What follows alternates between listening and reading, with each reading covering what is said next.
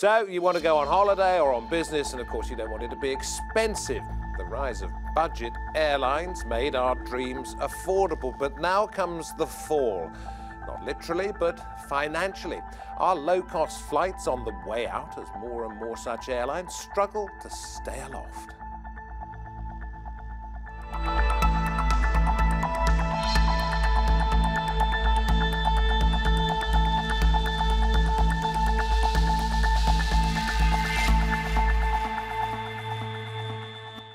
Well, you may not think much about it, but it's pretty obvious if you just take a peek. Most low-cost airlines look at the short-haul end of the market, but there's been a move lately to intercontinental travel too. The concern is that these budget airlines simply can't compete, and that we, the bums on the seats, may find the carriers we really want, because of cost, are running on empty.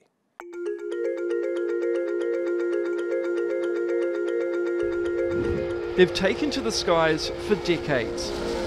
Budget airlines, the no-frills way to fly. But the business model that's made travel cheaper is in trouble. Is it the final call for low-cost carriers? Air travel in its infancy used to be a glamorous affair. Legroom, gourmet meals and champagne were the norm, but it was expensive. Today, budget airlines offer travellers a much cheaper alternative, based on an A to B approach and minimal extras. One of the industry's biggest markets is Europe, where short-haul flights connect a host of destinations across the continent.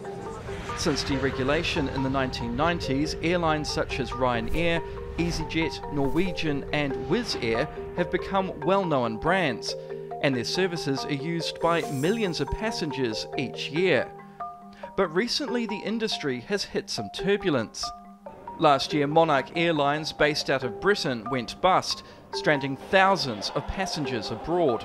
It's been difficult because we were told that we couldn't fly into Gatwick, same as this gentleman, and now we're going to have to fly to a different airport in England.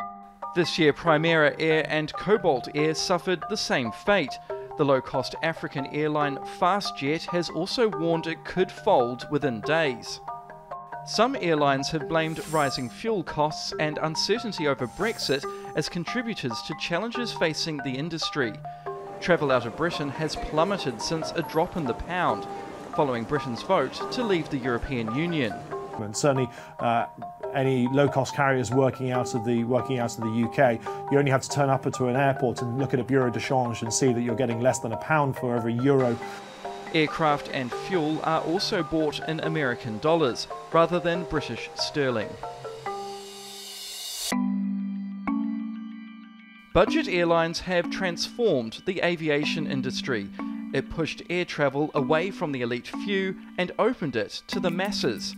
But can it survive the challenges ahead? Or has the era of cheap airline travel had its day? And I'm very pleased to say that joining us via Skype from Melbourne in Australia are Professor Greg Bamber, co-author of Up in the Air, How Airlines Can Improve Performance by Engaging Their Employees. With me at the Roundtable, Keith Mason, Professor of Air Transport Management at Cranfield University here in the UK. Kazi Shafiqur Rahman, currently trying to start a new airline, Firnas Airways, and Gabriel Mocho Rodriguez from International Transport Workers Federation. Very warm welcome to each and every one of you. Greg, if I can come to you first of all, what is it? It's pretty much 100 years since the birth of commercial flight, isn't it? That's right, David. It was just about 100 years ago, at the end of the First World War, that those magnificent men in their flying machines, they'd learnt to fly in the first war that used aviation seriously, and they were demobilized. What would they do? So some of them set up their own airlines, like British Airways or Qantas in Australia, where I'm speaking to you from.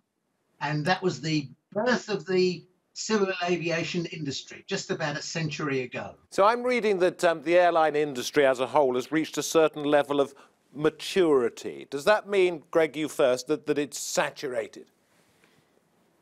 Well, just to go back to one of the points in the package a moment ago, that the industry has hit turbulence. It's quite true that it has hit turbulence, but this isn't new. The industry has been hitting turbulence throughout its history. It's a very volatile industry. Airlines typically operate on fairly thin margins, and we've had many airlines go bankrupt in the history of this industry. In fact, I think it was Warren Buffett who observed that the Wright brothers would have been doing the investor community a favor if they hadn't discovered how to fly an aeroplane. Because the whole history of this industry, one account is that it hasn't made any money. All the profits that have been made by one airline or some airlines have been counterbalanced by the losses and the bankruptcies that have been incurred by others. I'm rather hoping that the man on my left sitting here, when he starts his airline, is on one of those, the counterbalances where you actually do succeed. I feel sorry for your competitors if that is the case, because as they say, it's a tough business, isn't it? Why are you doing it? I mean, it is. It's a very complicated and complex business to go into, but the reason why we are kind of coming into the market is to, of course, service some of the unserved and underserved markets that present a strong commercial demand. And these are mainly from emerging economies, but we're not saying we're going to go there, next year. We have a three-phase strategic plan to get there, and we're working on our phase 1 as we speak. I'm going to ask you how you're going to do it in just a moment, the details, but it's your optimism I wanted to see there. I mean, he's talking about the emerging markets, but FastJet services African, the African market, and it says it could go bust within a couple of days. I looked through this page of headlines here. Norwegian boss warns airline must cut costs. Norwegian plots further route cuts as airline braces for winter. And then British Airways loses New York crown to low-cost rival Norwegian as the biggest non-US airline on transatlantic routes. One headline says one thing, one says another. What's the real story, Keith? Well, the real story is that the airline industry is a difficult one to make money in. Professor Bamber is absolutely right. The margins are razor thin. And over the history of the industry, the market is very close to, at best, break even. And we see turnover and airlines failing from year to year. We've had a very benign environment for the last few years because of a very low fuel price, and the costs in the business are reasonably low. And those lower costs have been passed on to the passengers. The passengers always pay for the costs of the business. If you cannot make the customers pay, you go out of business. And we see in the low-cost sector, we see a significant turnover. So Primera and Cobalt are just the latest victims of... Go back to Laker Airways. Yeah. Freddie Laker. Airlines fail. Yeah. And they fail because they run out of money, they can't pay their fuel. They can't pay their fuel, they can't pay at the airport. Do we expect too much from airlines as passengers? As passengers, no. I mean, all they really promise is to get you from there to there, and then we complain about everything that happens in between. Well, I think what we may complain, but the reality is that the market has said all of the additional stuff that airlines used to give you, we don't want to pay for.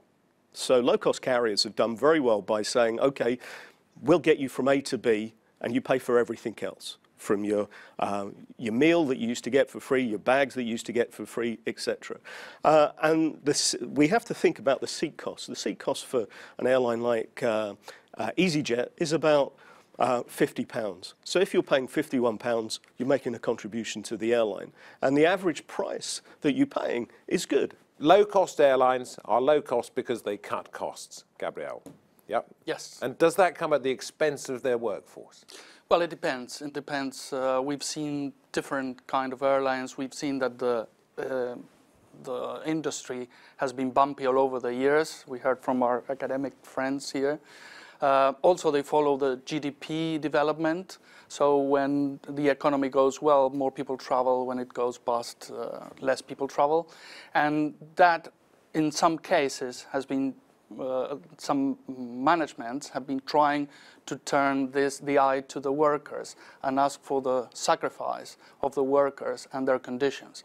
The problem is that when the good times come back, the salaries don't come back and the benefits don't come back. But am I right in thinking that whereas a lot of the new low-cost airlines were traditionally sort of ambivalent about the way that they treated their workforce, now some companies, I mentioned Ryanair, have realised that they have to have the workforce on site. Yeah, absolutely. We learned from Professor Bamber from Up in the Air in his book that there are good examples. There are airlines with low fares and with recognition of the rights of the workers, and they engage with the unions, and they've been developed over the years, and they've been having profits.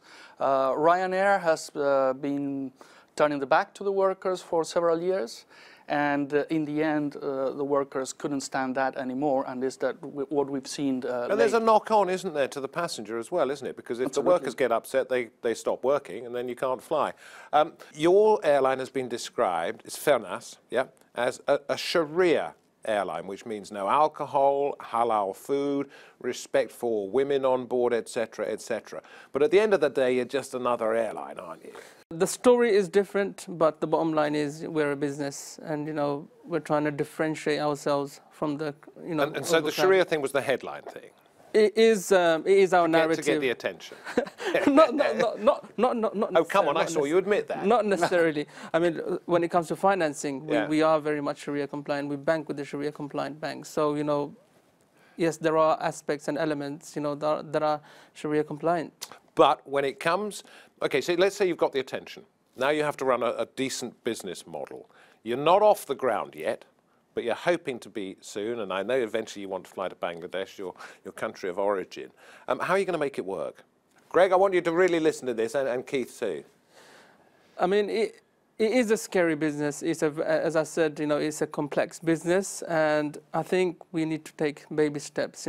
We need to assess our position every time we make a decision. It's all about making good decisions and good judgments, and also assessing the market, where the market is going. As we speak, there is predictions about places like Turkey, India, Bangladesh, Pakistan being, the part of the emerging N11 countries, which will effectively contribute about 700% more than the G7 countries in the economy. So the market's there. What's going to make you attractive? Is it the fact that you're going to be budget or what? That we're totally opposite. I think for a long haul. We're going to be very expensive. No, we're not going to be very expensive. That's the opposite. I think when it comes to running a profitable business, I don't want to call it airline, because obviously we are a business. It happens to be an airline. Yeah. So it's about making the right judgments at the right time. So, as I was speaking to Professor Keith before we come onto the show, the perishability aspect of an airline, once the flight, has taken off, that's it. There is no more opportunity to sell more seats. So I think that is something that we are very wary of and very conscious of. And, before we make any decisions, we need to be in a position financially and operationally as well to make sure that we're filling the right amount of seats before Let me ask these two a couple of points. Greg, let me come to you first, because you haven't spoken since the beginning of the programme. Is Kazi right to simply look at it as a business? And it's an airline secondary, of course it's an airline, but just to say, OK, I've got to get a profitable business going, I've got to look at business models rather than think, what have other airlines done, etc., etc.? Well, of course, it is a business, David. You're absolutely right. But there are different ways of running an airline, or indeed a business from that. So I'd encourage Kazi to look, for example, at the model that Southwest Airlines has developed as a low-cost airline. This is in America. Based in Texas. It's grown over its 45 or so years of life. It's been continuously profitable. It's not declared any redundancies. It's continued to grow. And it's now the largest domestic carrier by that indicator, bums on seats, in the US. Been very successful. And it treats its workers well, and its workers in turn treat the customers well, so they come back for repeat business. It's a virtuous circle. Compared with Ryanair, for example, which tends not to treat its workers well.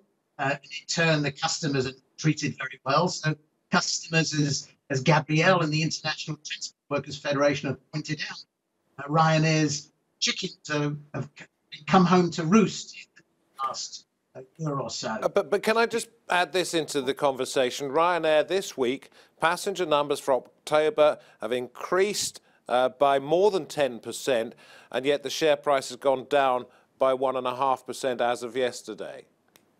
Fickle, isn't it? It is. It's a very fickle industry, and the investment market tends to be short term.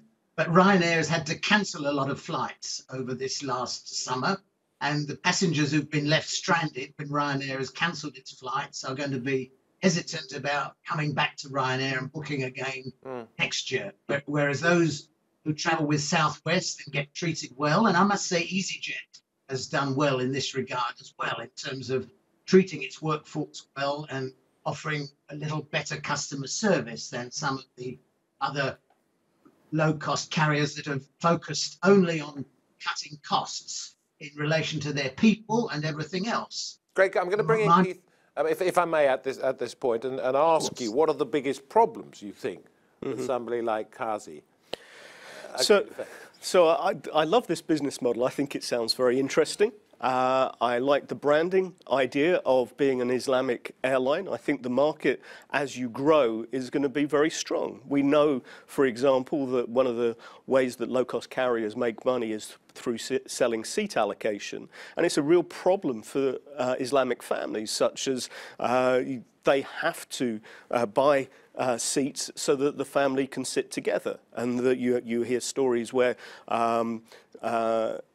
women are put with other passengers, and that's not comfortable. So having a branding where the whole airline is Islamic and is catering for that market. But the biggest problems he's going to face? The biggest problems is the same all over the airline industry, is getting your costs as low as you possibly can and making sure that your customers are going to pay for your product. Now, your competitors, when you go to some of these Islamic countries, are airlines that have pretty low prices already. So it's about making sure that their seat costs are incredibly low and that they can find a market where they can come in at a comparable price. All right, you get your costs as low as you can, which means you pay your staff as little as you can. And if you pay your staff peanuts, you're going to get monkeys. Well, it depends on how you want to treat your passengers. And as we heard, customer are needed in the business, are essential for the business. And if you treat them as you expect that a poor worker, underpaid, could treat in the end without rest and very tired, that passenger is not going to come back to your business. So you have to think it over. You know, I saw some headlines in the summer when there were a couple of commercial airline strikes or work to rules or whatever, involving low-cost carriers in particular, that the workers were treating the passengers unfairly. Now, clearly that is a point of view that you would disagree with. The reason that the workers are doing this is because they're being treated unfairly, you think. Is that across the airline spectrum or just particularly with budget air? Well, it's across the airline business, I mean, and across all businesses. When workers really have demands, they have their organizations, they convey those demands through those organizations, and they try to negotiate in good faith. When it's impossible to negotiate, there are other means. It's the last attempt to get an agreement. I just wanted to give you the chance to say that on behalf of your members. Thank you. Kazi, you say Richard Branson is your role model when it comes to starting an airline. I guess also when it comes to running businesses as well. What about taking a look, as Greg has said, at other airlines? You've done that too, like Southwest? We have. I mean, I've read the book from the founder of Southwest. I've read the book from United Continental, Gordon Bethune. I've got all these books at home, same as Branson. So I am taking inspirations and ideas, and I think business, at the end of the day, you know, it's about simplifying processes. And you know, I think sometimes in airline business, people overcomplicate things because they think it's a complex business. But I think the bottom line is, it's a product and it's a service, and it needs to be simplified for customers. You're leasing one aircraft at the moment. Yeah. Am I right? You're paying somewhere around about £8,000, say $10,000 every month, and this plane has yet to take off. Yes. How are you going about persuading people that you are a right and proper person to do this so that you can start bringing in the passengers and bringing in the money? What stage are you at? We're on the AOC, or Air Operator Certification process as we speak. There are about 5 stages. and we're between stage 2 and 3 as we speak. Fifth stage is where they actually grant you the license. You know, we're being regulated by one of the toughest authorities in the world, so that should give the shareholders some confidence that, you know, it's not just them who's doing the due diligence, it's the authority themselves who would. And what are they saying to you you have to do next? So the next is where we submit a set of manuals, about 6 to 10 different types of manuals, and the authorities start going through the manuals page by page, line by line, before they say, okay, you know, we're in the right track, or most probably they will come back with some recommendations and adjustments that we need to make. And you know, I don't want to be too pessimistic here, but you know most new airlines fail.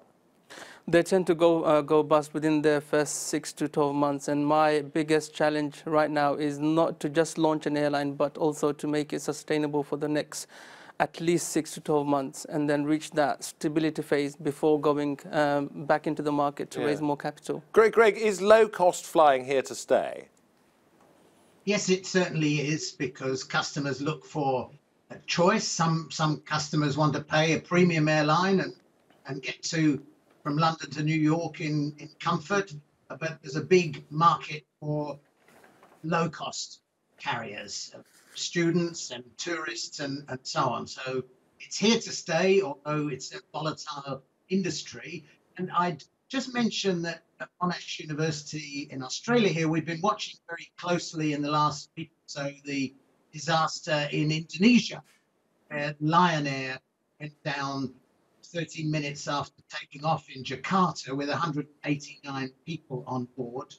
And Ryanair is about 18 years old, and it's had a number of fatalities, a number of accidents, too big a number of near misses. It has not paid enough attention to developing a safety culture. So that's another very important aspect that a new airline needs to pay attention to. Let me ask you about Australia specifically, because of course probably most of us heard of Qantas, and it does intercontinental flights. I'm wondering how many low-cost, short-haul travellers there are, because the market, I'm sure, is there around the coast in Australia, isn't it? Does it work?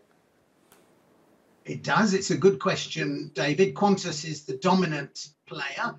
It sees itself as a premium airline.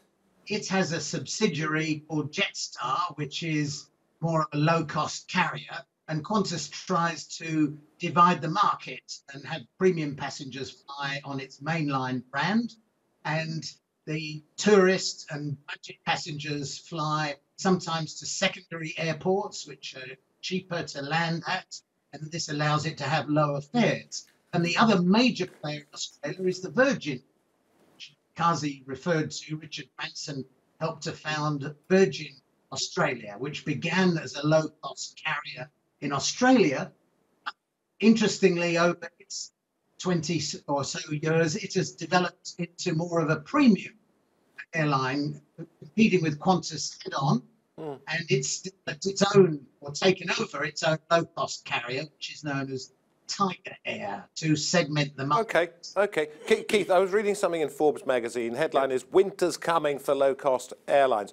Then the last line in it says, "In the Darwinian world of the low-cost airlines, only the most adaptable will survive." And it's this adaptation I'm interested in. What have they got to do? Okay, so we started out by talking about maturity in the market, and the Australian market is rather different than the European one. The European market has grown from the opening up of the marketplace in the 1997. There was 1,000 routes across Europe, just 1,000 routes, 988 actually. Ryanair itself now flies over 1,800 routes. So we don't know how lucky we are.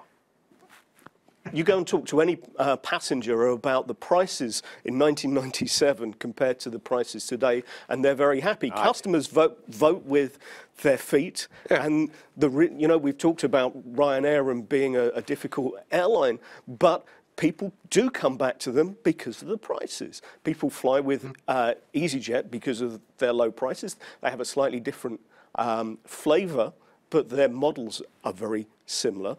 But in the future, we are seeing a sort of a splitting of the market, if you like,